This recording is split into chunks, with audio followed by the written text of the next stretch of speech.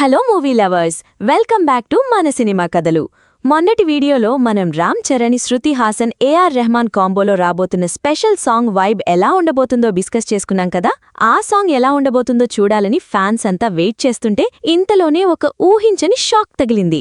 ఆ ఊర mass song కి సంబంధించిన complete footage, Charan and Shruti Haasan getups direct గా ఆన్లైన్లోకి లీక్ అయిపోయాయి.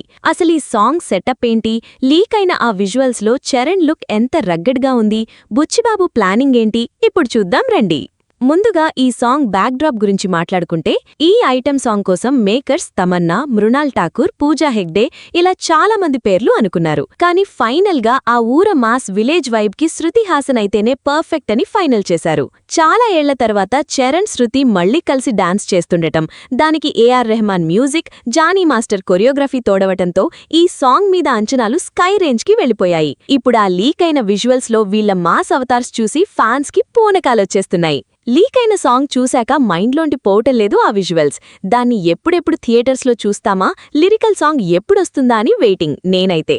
అసలే ఫుల్ హైప్ ఉన్న ప్రాజెక్ట్, దానికి తోడు ఈ సాంగ్ లీక్తో అది స్కై హైకి చేరుకుంది. రీసెంట్గా జరిగిన ఓ ఈవెంట్లో బుచ్చిబాబు గారు ఈ సినిమాని జూన్ 25న వరల్డ్ వైడ్గా రిలీజ్ చేస్తామని అఫీషియల్గా ప్రకటించారు.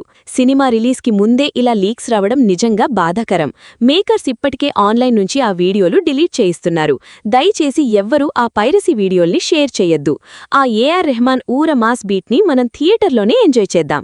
మరి చరణ్, శృతి కాంబో సాంగ్పై మీ ఎక్స్పెక్టేషన్స్ ఎలా ఉన్నాయో కింద కామెంట్స్లో చెప్పండి. ఈ క్రేజీ అప్డేట్ నచ్చితే లైక్ చేసి మన ఛానల్ని సబ్స్క్రైబ్ చేసుకోండి. బాయ్.